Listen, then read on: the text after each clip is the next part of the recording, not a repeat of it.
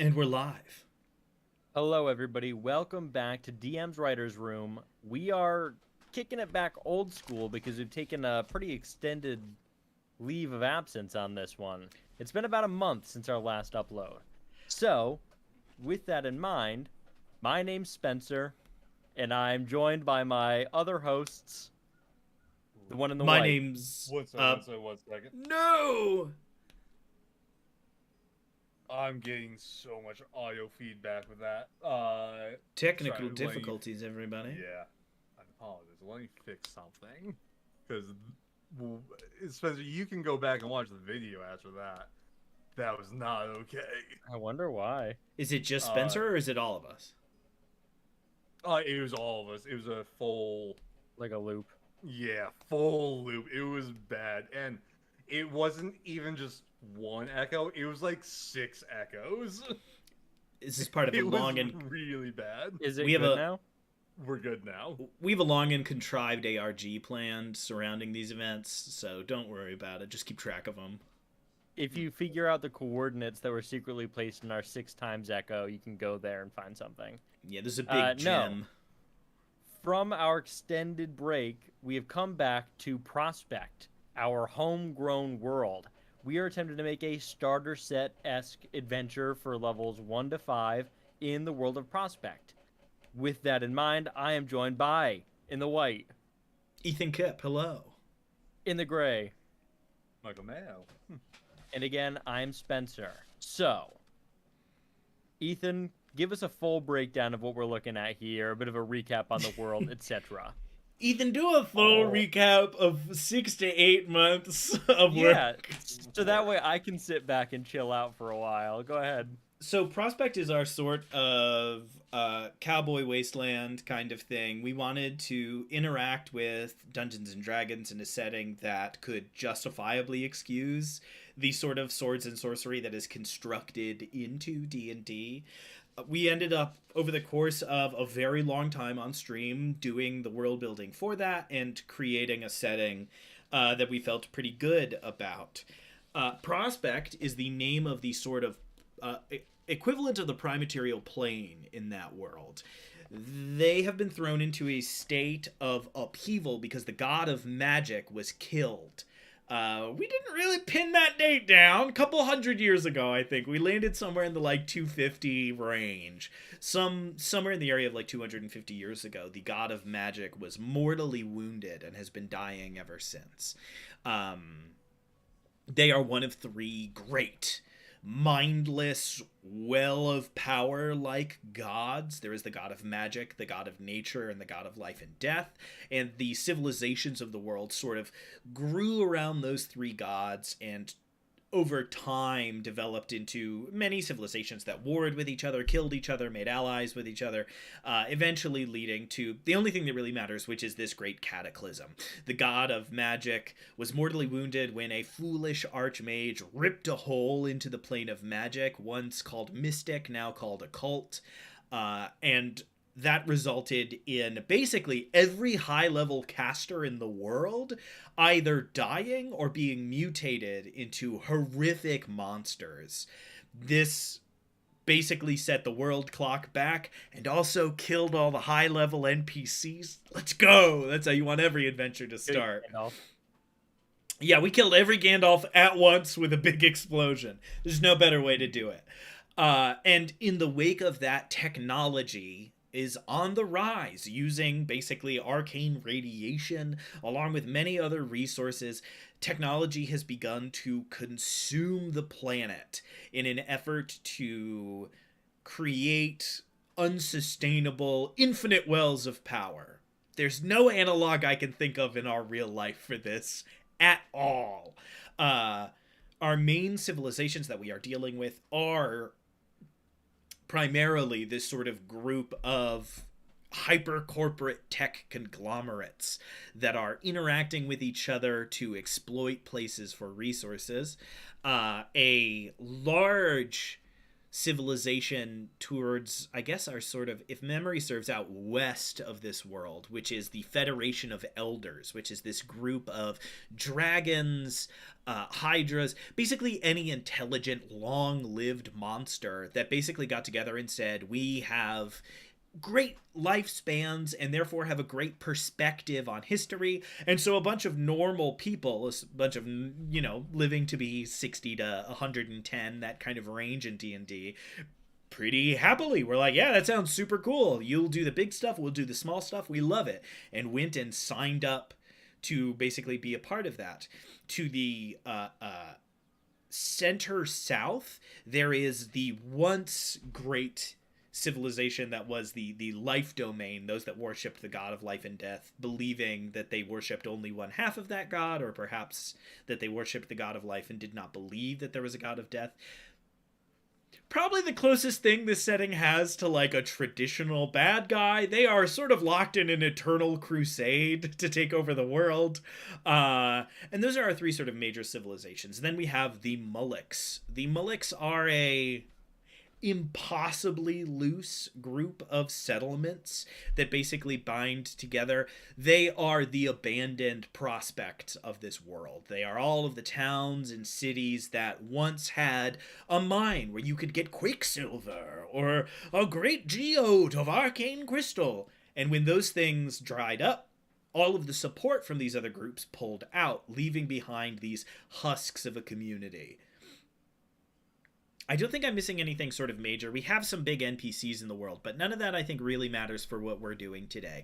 Our goal is to, very quick and punchy, introduce a band of 4 to 6 adventurers to this world, and just give them a flavor of what the world is supposed to feel like, what certain enemies feel like, and let them move through those paces in what would be Tier 1.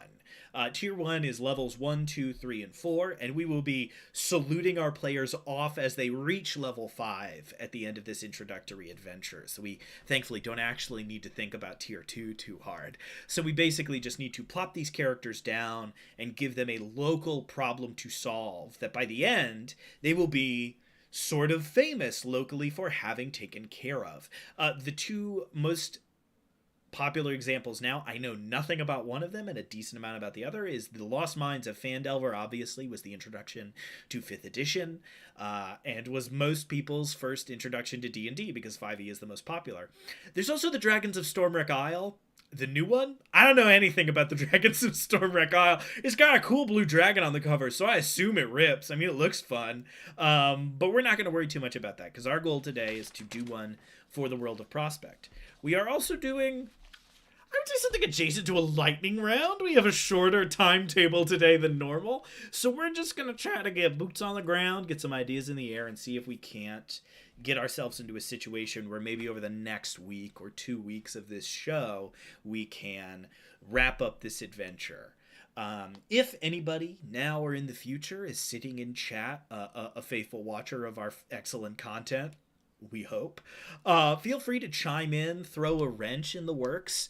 Maybe something more helpful than a wrench, but we get sort of a mixed bag. When people do chime in, sometimes they are wrenches and sometimes they are somewhat more helpful. But no matter what it is, we will do our best to integrate it. If it's something we really can't work with, we're going to try to sort of shuffle past it awkwardly and hope that you forget. What's up, Michael? I was going to say, too, this is going on YouTube, so if people put a comment in the comments there, we'll try and add it. Yeah, I guess for the future, because we're doing a span of this. So I guess you do have you have like a 13-day window here, where if you hop in the YouTube comments, you can, I guess, sort of project a problem into our futures for us to encounter. I like that. I think there's definitely some fun to be had with that. Try not to abuse it, but in a pinch, I mean, we'll just ignore you. But I hope we don't have to. I hope you put forth interesting and fascinating concepts. So, on that note, we need to move pretty quick here. So I'm unfortunately going to kind of have to stick us on the rails. Spencer forgot to close his door. Oh, no, you don't want the guinea pigs in up in the mix? They're fine. Oh, no. You just got a delay. If you... Oh, whoa! Well, goodbye. Hey, guys. Hey, he's back. Am I delayed? No, I'm good. No. No, you're good. Fabulous. So we're gonna not necessarily railroad this, but we are going to sort of have to trundle along here. So we need to introduce these characters quickly into a sort of contained miniature adventure. Basically, we need to get them from level 1 to level 2 without them dying. In Dungeons and Dragons, that can be a pretty big challenge. It's kind of easy to accidentally overwhelm parties that are in their first sort of 3 levels. A lot of people don't have subclasses yet. Things are a little dicey. Maybe this will be fixed somewhat in D&D 5.5, which is upcoming. If I can be honest, they haven't nailed it yet, so I get the feeling it's something we're going to have to worry about in a couple months too. So is there an area of the world that we are sort of excited about engaging with? I'm going to dig through my pile here for my map of Prospect. But yeah, what are you guys feeling sort of attached to in this moment? So I was kind of feeling out three ideas. Either a start at one of the cities, a start at one of the Molochs, which Spencer kind of brought up, or we could have a start, either start on the at the train, or trying to get to the train. The train is a fun concept. Because the train really opens it up. We could be anywhere. Okay, here's what I'm thinking. If we're gonna do the train, it should be you are on the train. A la, you have been hired by yada yada yada. You're already here. Whatever action occurs on the train you're dealing with, then you get to the second location after this introductory train situation. For those of you who have not listened before, the train is an interplanar train run by a lawful evil robot named Langston McCree, who has kept it perpetually running. A great secret of the setting: Langston McCree is not a robot. Everybody just thinks he is. He is in fact the Archmage that killed the world about 250 years ago and has been feverishly hunting for a way to stitch the world back together ever since. I do have my map, so I feel the need to quickly refresh us on what the world's layout actually is. I kind of biffed it just now. What I described was our very first sort of concept of what the world looked like before we sort of settled on something more concrete. So our world is, we are mainly playing with one continent and a small cluster of islands. We've already discussed that this world probably has more than that. Those are just what we're most concerned with. To the southwest, there is a peninsula, basically. That is where the Federation of Elders is centered. To their east is where the nature domain has begun to re-emerge, largely because of the death of huge swaths of civilization. They have sort of been able to re-emerge into the world despite that. The desert that was once where the death domain lived is centered, and then our tech civilizations are all sort of pushed up into the northeast corner. 2 of them are on the, well, one of them is on the continent. The second one was on the continent and is now flying above it. And the third is on a massive ship called Leviathan floating between 4 massive islands. And the life domain is sort of precariously perched near those tech civilizations. They have enough of a rapport that things aren't directly combative, but at least in my notes, we have them in sort of a Cold War. They are often attacking one another just in sort of a more secretive way. I didn't mean to cut you off. I just wanted to make sure that we were working with good information. So if we want to start on the train, that's a great place to start because the train doesn't exist in physical space in the world. So we can jump from the train to almost anywhere on the continent as long as Langston McCree has secured a contract and had a station built there. And I imagine it is difficult to refuse Langston. Again, we sort of have Langston as a boogeyman type figure. If you want something, you have robots just show up, murder everybody in their way, and take it. So Langston is not a good guy. So we want to start on the train. That's great. I love that. We do have some... So the train is a... basically a demiplane of Langston's creation and is a literal eternal train. The decision that was eventually brought by Spencer when we were working on that is that the train is constructed always out of more train. And so we get this thing where even if you're in a dining car or in like a massive colony car that is the size of like a huge airplane hangar, it is going to be made of sort of like a shitty video game. It's going to be made of repeated textures. All the windows are going to be the same. All the lights are going to be the same. And we have 3 major NPCs on the train. Mainly because nobody talks to Langston. Oddly, he's not one of them. We have Noir, an angel fallen from nobility who now lives on the train as a permanent detective solving murder cases. He is a sort of lovable figure that we enjoyed. We have Cornelius, no last name, an old tabaxi in his 70s who is the speaker of the rails. He is able to communicate in some way with this pseudo-mythological train. Maybe many hundreds of years ago, this train was just steel rumbling on a cosmic track, but enough people have grown to believe that the train matters and to invest it with their belief that it has become a very mythological item. And Cornelius is sort of the one that speaks to it. And his 18-year-old burnout trainee, Ulysses Jacobs. Next, our only note under Ulysses Jacobs is train weed, ? Ulysses is a absolute burnout and layabout, but has a almost supernatural ability to communicate with the train. He seems from a young age to have been able to effortlessly interact with it in a way that almost nobody has before, hence why Cornelius is sort of had this burnout foisted upon his arms to help take care of. So those are the NPCs on the train. We haven't figured out we don't have any factions laid out, anything like that. What does train adventure look like for a level 1 party? I think you've got 3 potential hirers to be on the train. And it's the 3 major NPCs. You got Noir, you've got the guy who's in charge of the happens to the train, who's Cornelius. And third, it would be somebody hiring you to get on the train to get something. So it would be you are doing a thing on the train instead of something happening to the train. That's the obvious thing. There's a murder on the train, or there's some cult getting risen up here. So you're hired by Noir to figure out who it was, because he's only one man. He can't cover the entire place all the time. He needs help. I like the concept. I feel like for level 1, Noir might be a little too important. Yeah. And that's why I was thinking it could be you were hired to get something on the train. Steal something, get something off, whatever. What was the third NPC's name? Was it Jake? Ulysses Jacobs. Ulysses first name, Jacobs last. Jacob. We could be hired to get the train weed for Ulysses. Deeply funny.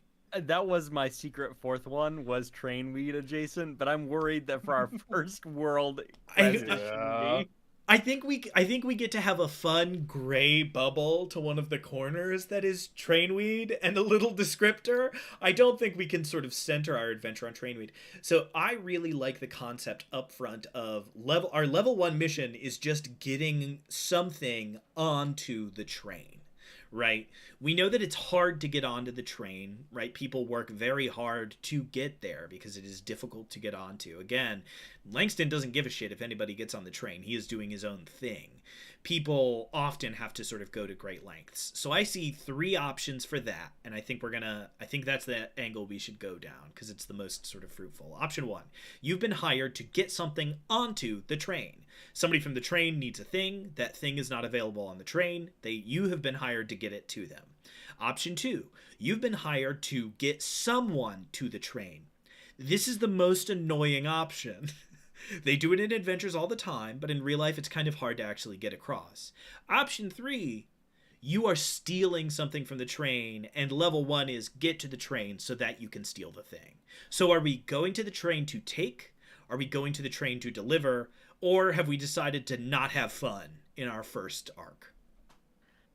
I mean, I think it's got to be you're going to the train to deliver something. Not even if we want it to be, you're not delivering it onto the train, you're delivering it to the next stop of the train.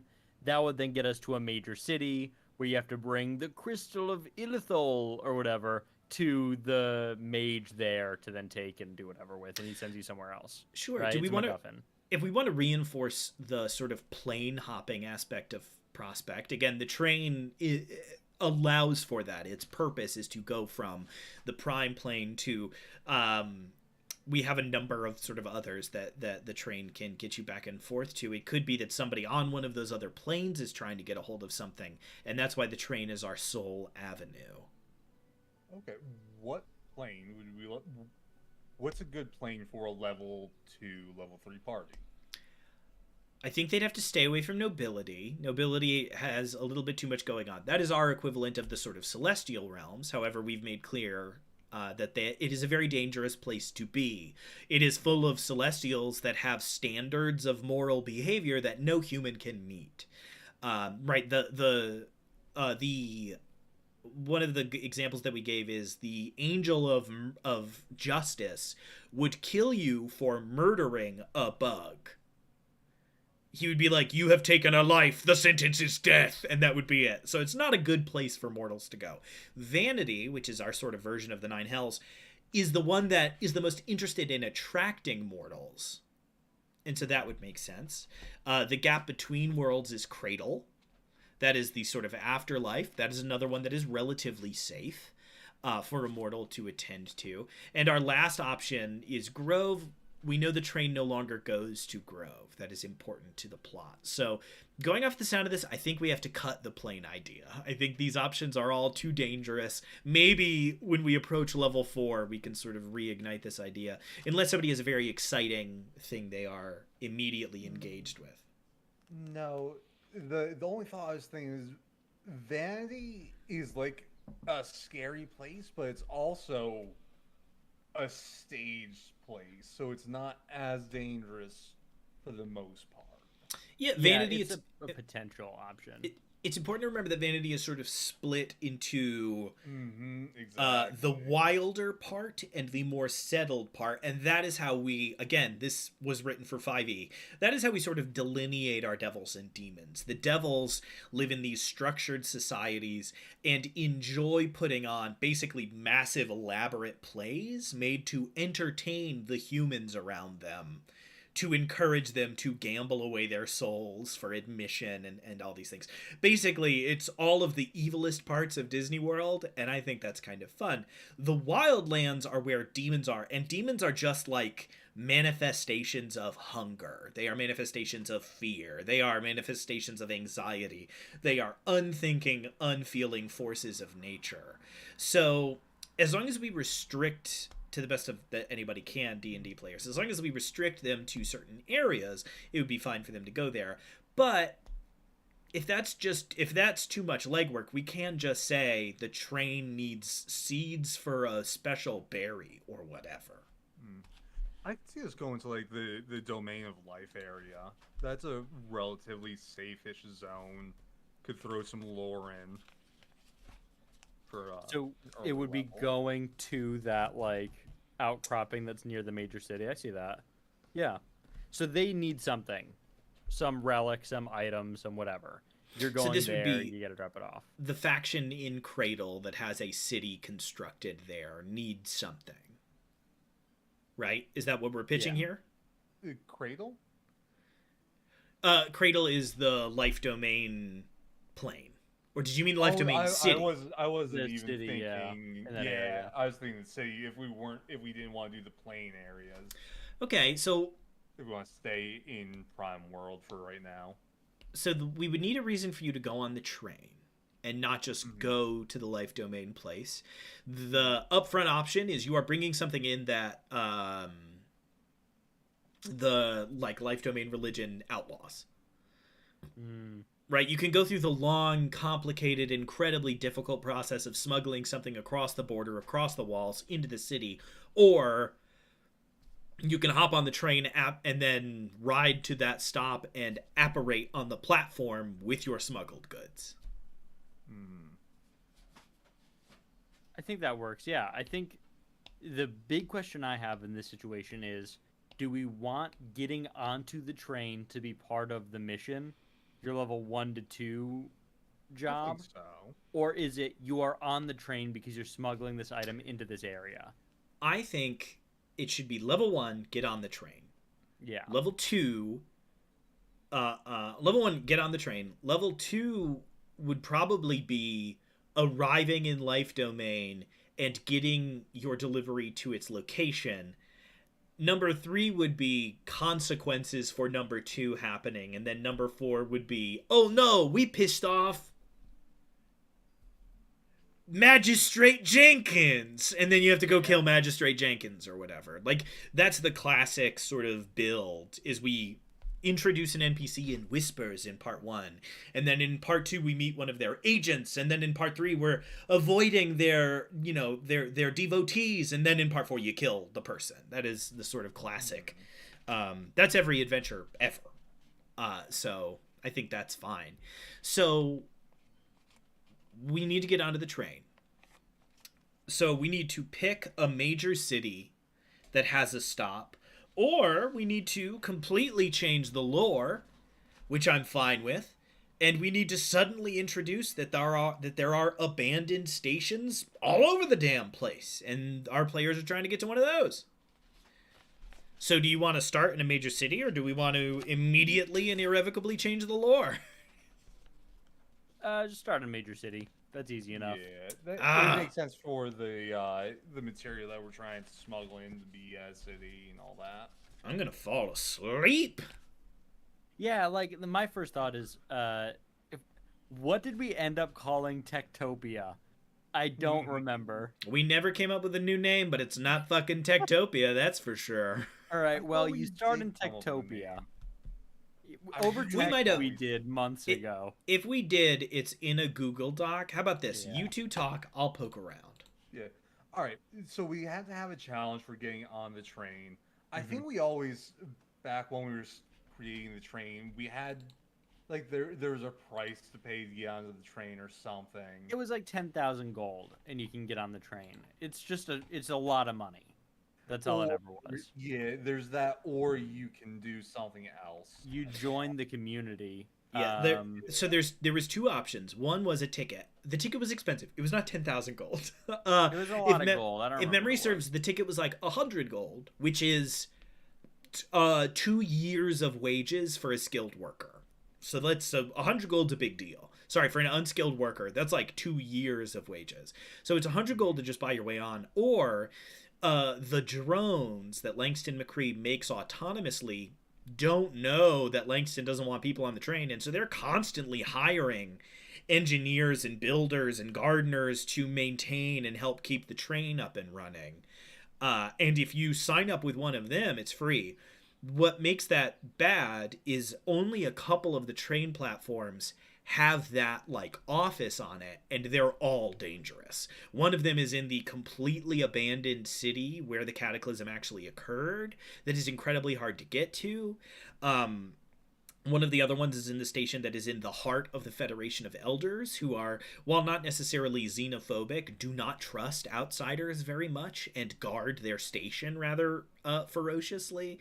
And the third option is you just have to get onto the train illegally and walk up to a drone and say, hey, I want a job. And the drone will go, yes, our supply of labor is limited. This is thrilling. And we'll just give you a job on the spot. All three options suck. It's just which one are you going to do so that you don't have to pay months of wages just to get on the damn train. Yeah, I think for our purposes, it would be you sneak onto the train. Because I don't want to introduce the Zorvental Federation of Elders. No. I don't, like, not this early on. It's just a different area. You pack of cowards. No, yeah, for sure. That's a good choice. All right. Yeah, sneaking on sounds like a really good. Okay, I can't find my beautiful, wonderful document, so we will have to muddle through somehow. That's fine. All right. We just won't have a name for Techtopia right now. We have a name. We have one. It's just Techtopia. It's No, because unsustainable. we definitely had a different name because Yeah, we went Yeah. on a whole trip of figuring out names for Yeah, them. Texted about it. get in the comments. Give us something better than Techtopia.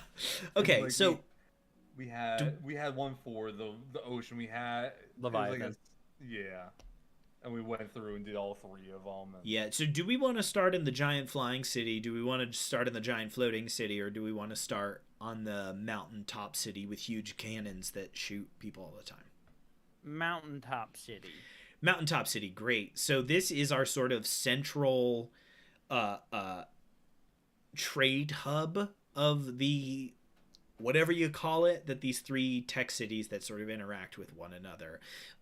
They actively bombard other areas and have a famous mortar array somewhere on here. And this is also where the bulk of the old corporations have their centers. So this is an unfathomably wealthy city. I have always been picturing the city from Akira, the sort of like San Francisco style super giant city. So we know where we're going. We're starting there. What are we picking up, right? It can't be explicit. We can't be like, we're delivering drugs to the kids. Like, we can't be circulating crack in Aarakocra communities immediately. So I think because it's going to the life domain, it should be something from the death domain. Some relic, a book, like a Necronomicon, whatever. the fuck that that is. already fully vibes with what Yeah. I was thinking about going with the level 4 big boss. Great. It's a life domain that's gone bad, and they're using some death domain magic. cool. It's, So bring back the old ways. I need a tinge of good for our players, for us to have a 0% chance of the players going, well, what if I don't want to deliver it? And ruin the adventure. So what's our, like, give me a little lining of something. This needs to cure a disease that can't be cured any other way. This needs to do something that only this thing can do. It's the tome I of think- undeath. Just easy solution is it's written in a language you do not understand. This person that's hired you is famously a good person.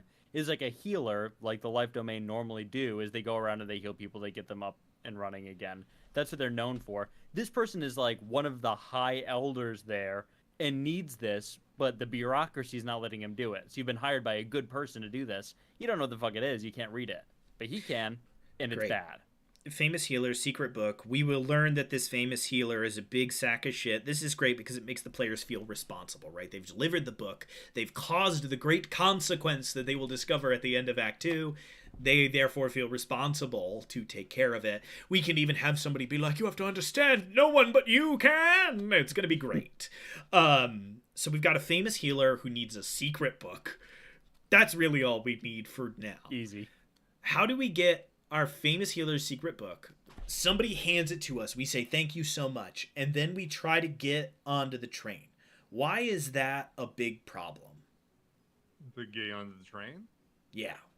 we don't have the money for the ticket. No Great. money. We needed the money for the ticket. Because this is a starter set adventure, we can just have an answer to this. So the guy who hands us the book, he tells us how to get the contrived plan he has to get us onto the train. What's the plan? Step 1, you gotta knock out the human guard on the train. Step 2, board the train without anybody noticing you. Step 3, talk to the robot inside, tell them you're looking for work. They'll give you a pass, you're good to go. But if anybody catches you, they're gonna take the book from you, and you can't let that happen. I like it. It's two. We need like 3 more steps. I mean, we could have an old fashioned like gotta ride horses up to it, So like as it's Horse in the going. back. So I'm imagining we're at the train station, right? You walk up to this platform, you stand up, you buy a ticket for 100 gold, and then 2 portals open. The train passes through until it comes to a stop, and we're looking at one segment of the train suspended between these 2 portals. The doors open for like 1 minute. Everybody who needs to get on gets on, everybody who needs to get off gets off, and everybody knows that if you interfere with that process, the drones just start shooting until you stop interfering. And that's how it works. And that's why this is a good way to smuggle. We're in this tech civilization. Why is that hard right now? We'll rewind it and say that this is the Akira city. Obviously, there's going to be criminals here. you're smuggling a book, it's probably gotten out. Maybe there's a group of, evil necromancers who are trying to get it from you. Yes, So that's step one. Rival caught. gang. Yeah. Perfect. You have to take this. All you should have to do is take this to the train station and just fight your way onto the train. You gotta knock out a guard and get on. But I gotta warn you, rumor has it, the Skullcrackers, a gang of necromancers from the south of the city, have heard about the book, and that'll be our first adventure. So get to the train platform, dodging this other group, or maybe two other groups that want the damn book. Michael? I was just saying, if we really want to amp it a little bit, we could have to get the book from that gang. Open with a retrieval instead of just a delivery. I can see it. I don't think a level 1 party can assault a compound. I think we might need to muddle around for a little bit. I'm gonna mosey on over. We will draw a gentle inspiration from the experience chart. No one expects the experience chart. Because that's right. Even though we would never, a lot of people play with experience. They play with XP in this game because they're, I don't know, crazy. So some people do XP to a certain level and then they do milestone. I always do milestone. I'm not keeping track of all those numbers. It's not worth it. So step 1, you get the book. There, you don't expend anything. You get the book, if we're just doing it that way. 2, the Skullcrackers show up while you're en route. You have to defeat 4 bandits, or 3 bandits and a bandit leader. Boom. 3, I think the next issue would probably be some paladin or captain of the watch. Yeah. Has seen this happen, knows you have something, and is trying to cut you off at the pass. You don't want to kill that guy because you're good guys. He's just doing his job. So you have to avoid him, hide out, don't let him find you, expend some shit that way. You get to the train, you have to knock out the 3 guards, you have to jump onto the train within the 1 minute, and it's like 4 things. Yeah, so we want to do 4 to 6 things between level 1 and level 2 because that's just Dungeons and Dragons. So you get the book. Somebody hands you the book. That's thing 0. Thing 1 is like a cool chase or whatever. You fight a guy. Thing 2 is an obstacle. Thing 3, 4, and 5 are just fight probably. And then thing 6 is actually getting onto the train. We'll probably do 5 things. Thing 5 is getting onto the damn train. So I think that's good. I don't think we need to do any more of that until we come back in later sessions. So number 1, we do a couple of things. We get onto the train. We've got this book. We're like, woohoo. We've gotten onto the train. We're off into Arc 2. Arc 2 is our players are level 2. They've got some more important spells. Some more important things are happening. What does something fun happen on the train, or is the train just a breather until they get to Life Domain? They're gonna want to explore the train. There's got to be something, because I would say this is their long rest opportunity. Something can happen. There could be NPC introduction, something like that, but I don't think it's its own section. Yeah, if it was, there would be something funny about pulling a sort of murder on the Planar Express, right? It's like the gates don't open till the killer's been found. If we wanted to do that, but it sounds like we don't. It sounds like that's a little bit too much business on the train. The issue is we have the nannies, we have the turrets, we have the robots, and we have Noir. So they probably have most things on the train covered, unless you are the problem on the train, which you can't be at level 2. So we covered our bases too well on the train for detective work and protection. So how about this? Level 2. Okay, level 2. We get onto the train. We have our rest. It's great. The train briefly stops at its next stop. When it does so, which is not the step we want to get off at, a couple of mysterious looking figures get on the train. They start walking around and asking questions and holding up a picture, and the picture is of the book. The next step could be Cradle. It's Yeah. like, do not get off here. Those people get on. It's like, what the fuck are these people doing in Cradle? They're hooded, creepy figures looking for the book. So it hints at this being some sort of life-death item. Yeah, and it could be the Guardians that are looking for the book. This is a classic "Are we the baddies?" situation. We know that the Guardians are a sort of morally dubious group of eco-terrorists that live in Cradle, and so it's fair for the party to be afraid of them. So these guys get on, they start asking about the book. The party's gotten to sleep in, they're level 2. They need to avoid these guys for like 2 encounters before we stop at the next train stop, which is the Life Domain City. Our players get off in the Life Domain City, and 3 more things need to happen. What are those 3 things? 1, you need to avoid customs. You gotta Avoid get the fuck customs, out of love it. Dodge.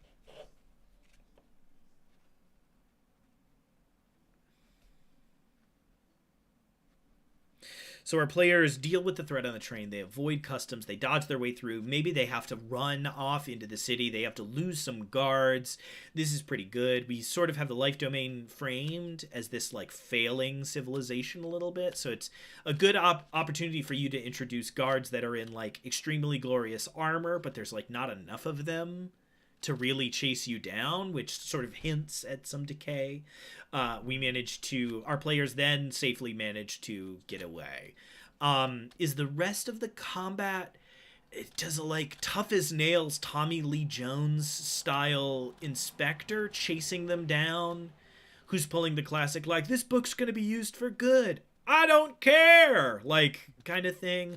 Or is it something a little bit more ominous or spooky? That's pretty direct. Yeah. It's man versus civilization a little bit. I think the next step would be going to the parish or whatever this guy's church or hospital is. He's gone. The place has been turned over. You have to figure out who took him, save this famous healer, and then give him the book. Turns out that he wasn't taken. This is a Gotcha. ruse, etc., etc., etc. But that's next. So it's not that somebody's chasing you down. It's that you need to find him, give him the book, and then deal with whoever's gotten him. And they might be good guys, they might be bad guys, I don't know. Damn you for making me cut my Tommy Lee Jones reference. Unless you arrive and he's the detective. No, I'm not going to push it that hard. Okay, so number 2 is deal with these figures, avoid customs, get to the location. It's been ransacked. Track down Bipplebop Bumblebee or whatever the fuck this dude's name is. It can't be that, because that's way too whimsical, and he's a bad guy. I mean, I hate to. We did say that the Prince Emperor is a Harengun with a goofy ass name. Yeah, so that's true. but no, okay. So it's track him down, and then we're going to be dealing with cultists who you think have kidnapped him. You don't realize that you're killing his men. Yeah. Right. Everybody loves a cult fight.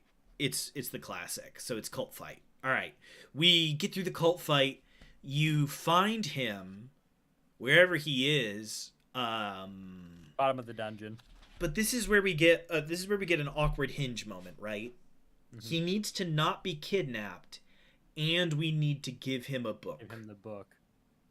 How do we do both of those? How do the players kill his men without him reacting, let's say, negatively in the moment? I mean, he's necromancer. He loves death. His men are not. Are these men all? Are they? I was going to say they're zombies, right? Undead. They're not even men. So it's like, oh, we're just killing a bunch of zombies that have taken him. Some necromancer must have him. You get to the bottom of it, and he's like, oh, thank God you've arrived. I was kidnapped by this terrible necromancer and his zombies. Let's get out of here. You get the book. Bing, bang, boom. This could be a fun opportunity for us to do something that most starting adventures don't do, which is, at this point, we could split the adventure down one of two paths, which is basically like you find him in this lab, right? He is seated, he is moving around. When you arrive, he's like, oh, I've been held captive here for days. He's making a deception check. He's like got silver tongue. He's a bard or whatever the hell. He's got super high roll. If the players sniff out the situation and don't give him the book, their next two levels are playing hot potato with this book. Mm-hmm. If they don't sniff it out and they hand it over, it's 2 levels of deal with the consequences of handing over this cursed artifact to this guy. We don't have to do that. I just think that is an option that we've sort of landed in. I think that's super fun. So we get to the end, we hand over the book, or we don't, and we're level 3. Yay, congratulations, fanfare, confetti. What... For now, let's just stick with our original idea. We'll maybe return to the other thing. We've got 11 minutes. The party's level 3. They've handed over the book. What villainous shit immediately happens? Evil laugh. They hand him the book and something happens. What happens? I mean, a green swirl whips around. All of the zombies, they just laid are re-risen. And he cackles and disappears. Right? They have to fight their way back out. He's gone, and they need to figure out where the fuck this dude went. He clearly is evil, and he's the one who's been raising these zombies. Right? Is there any, like, debuff we could give the party for a little bit for the cast? Contagion. I don't think... Here's the thing. We're going to have a moment in D&D that players hate. Right? Which is, they hand over the book. We do it again. Yeah. He's evil. And it's like, okay. Cool. It's like, all right, I guess we'll do this fucking thing. We need a way to, like, make that enjoyable. Okay. And satisfying. So the players need to be able to immediately fuck him over. Right? They need to immediately be able to grab control back. Otherwise, I mean, it's just bad writing, right? Don't take agency from your players that much.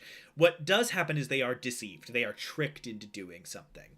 So I think a phase of his plan needs to happen. I like Spencer's idea. I do think he has to disappear in a green mist because a level 2 paladin can kill a CR4 creature under the right conditions. This motherfucker's gotta get out of the building for this to even kind of go off. So our players are level 3. He disappears in a swirl of mist, and some part of his plan immediately begins to happen. What if instead of this happening in a dungeon, it happens in a catacomb? In like an ossuary, and our characters need to immediately stop a large number of undead from rising immediately. Okay. That works. They're level 3. They're in a new area. They've got a good chance to do this. What... We could offer up the first mini-boss here. Instead of it being a large number of undead, it is one massive undead creature, right? A large creature. Great. So now you've got you've killed a bunch of zombies, now you're killing big bad zombie. So it doesn't kill the city. Great, so we're going to do big zombie. I like that. Big zombie, and then we'll just need to add here, we need to introduce why there is a big zombie, right? Big zombie tells me he needs to destroy something big. Mm-hmm. You summon Godzilla so that you can destroy Tokyo Tower. So if we summon this big creature, that means there's a big thing we need to destroy. So maybe when they get off the train, we're going to describe a massive clock tower, a giant the temple. Big white crystal that keeps necromancy from being too powerful. A floating crystal of light. These are all good. We did have. We talked about the death domain being like, almost like castled in a sense. The drawbridge could still be risen, and it's kind of it's important. The death area is in a whole other part of the world. Yeah, it'd be too. It's like they're here, they're over here. It's too far for this thing to walk. Now, what Michael has suggested that could be kind of fun is we could reach over to into our friend Brendan Fraser's pocket, and do the mummy, and our man steals the book and gets on a horse and starts riding south to where the death clerics were slaughtered, to the desert. That sounds fun. The portal he opens with the book could show them like where he steps into, it's like it's the desert. You see what looks like a sanded over castle. So that way you have a hint about where he's headed. You need to go get there before he does too much of his big plan. And kill this big monster so it doesn't get up there and destroy the big white crystal. Or kill the king of this area. All right, I like what we're doing, but we've muddied the waters a lot. Mm-hmm. Let's bear down here. So, our players are hired to deliver the book. They get onto the train. That's a pain in the ass. They get to this guy. That's a pain in the ass. They hand over the book, and then something satisfying needs to happen. I don't like the idea of being like, and fuck you guys, he's gone. Like, that's... But I do like this massive bone creature. I do like these other things. Can I pitch that the book is a trap? You give him the book, he opens it, he begins to read it. He's the only one who would have been able to translate it, and some being that has been trapped in the book possesses our friendly man. I just don't want that awkward moment where players are like, "Oh fuck!" Like, we could do a little bit of bitterness of sweetness. He could be like a little fu and be like, "You guys are nothing," and give you guys a little boon for delivering him his victory. yeah, I guess the because saddest... they'll attack him. If it's that fast, they would attack him. If it takes too long for him to like, if he's revealed himself as a villain, he'll be like, they'll just start swinging and they'll die. Okay. He could read it off, not knowing really what's in this. He's a flunky villain at this point. The bone devil monster appears. He goes, "Oh fuck," and he tears out of there. He's got like some secret escape route through the catacombs. He just runs, and the party has to fight this thing. They would take opportunity attacks to get past it, whatever. Okay, I've got a pitch then. I think an additional reward for the party, a reason for them to stay and for this ritual to happen. I like, Spencer, the idea that this poor schmuck unleashes the big problem. This guy, they hand over the book. He goes, "Oh, thank you so much for doing this. I'll pay you 50 gold to stay. Like, here's your payment. I'll give you a bonus to stay. I have to do a ritual. It could be dangerous." They'll go, "Yeah, dude, I'll take 25 gold. Because, hell yeah, whatever. We want to be introduced to Prospect." This also plays into one of the major themes of Prospect, which is like the being used thing. He goes, "Okay, wonderful." He does it, summons this thing we describe like, "You see the containment runes on the ground begin to shimmer and then break." He summons this thing. It turns out to be more powerful than he can control. He survives and runs off into the distance. This other creature disappears, so the players have something to do. They go chase it down, dumbass. And he is sort of Benny from the Mummy movie, right? They throw a chair across the room and say, "What did we just do, you fool?" And he goes, "We've accidentally summoned a thing. It's bad. Oh no. We've lowered the drawbridge. How can this be? The power of the death domain will be unleashed upon us all." Okay, so we do the summoning. This creature emerges. It raises up its arms. This horrible bone tank starts to form. Our big bad vanishes. The bone tank is left behind. Our players chase down Benny, and they say, "What the hell, man?" And he goes, he must seek to enter the ancient stronghold, that the great gate, which is weighs more than anyone can lift. One of the players will go, "The Bone Giant!" They have to run into the city and kill Bone Godzilla so that it can't help bad guy open the gate. Our players ride out to Spooky Town, and upon arrival, they're level 4. Perfect. What do we like that? Do we not like that? I think it works. And then there, when you're in the Death Domain, you're in a classic dungeon delve, right? You're in this ancient city, bunch of ruins, etc. So you get there, the gate's already been thrown open. You go in after.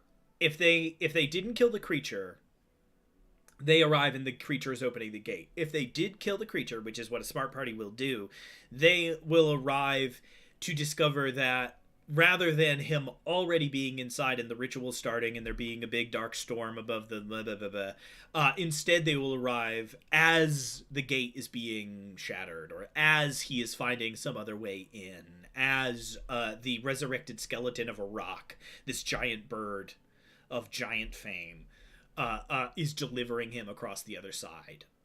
So the players have delayed him long enough that the ritual has yet to even begin. Okay. They're pretty good. And then it's just a dungeon. You get to the end and you kill Bim Bob. Shalbarax the Unscathed or whatever. A character that we will sort of imply exists because, like, oh, when you hold the book too close to yourself, you hear whispers in the night. As you sleep, who has the book in their pack, as you go to sleep that night, you see visions of a great empire of the long dead past. Right? We can sort of cue this up and hopefully have the party be like, should we hand over so dark a thing? And we can put in a nice big bubble, hey DMs, if your party decides that this thing is too evil, here is an alternate quest you can do where they go to the temple and destroy the book by throwing it into a fire or a brazier or some shit. Perfect. Are there things we like or hate about that? No, I love it. I think we'll have to come back next session to do full write-downs of each section and, like, town names and characters and whatnot, but I think it works. The bones are all there. So well done. Yeah.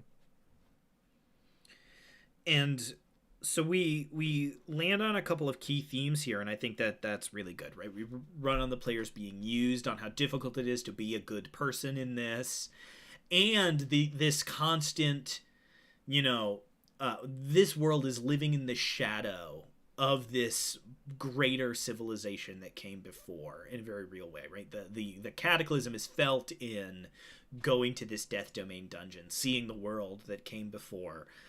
Magic so great it seems technological. There can be some fun to be had there. I think some of that, like you said, we can flesh out more, try to get a little bit more of those things sort of integrated into it. It's important to remember, 5 things need to happen between levels 1 and 2. 10 things need to happen between levels 2 and 3. 15 things need to happen between levels 3 and 4. So each section of the adventure will, fortunately or unfortunately, get sort of exponentially larger. True. But I think we'll be fine with that. Okay. I know that this is just about our wrap-up time, if memory serves. So do we have any closing notes as we shuffle off at a crisp 57-minute runtime? Hell yeah. Yeah, we did pretty good with that. Yeah, I got nothing. I'm excited for next week when we wrap it up. Yeah. All right. With that, thank you all for tuning in to our resurged. Maybe this is season 3. We haven't really settled on if this is or the next episode of the DM's Writers Room.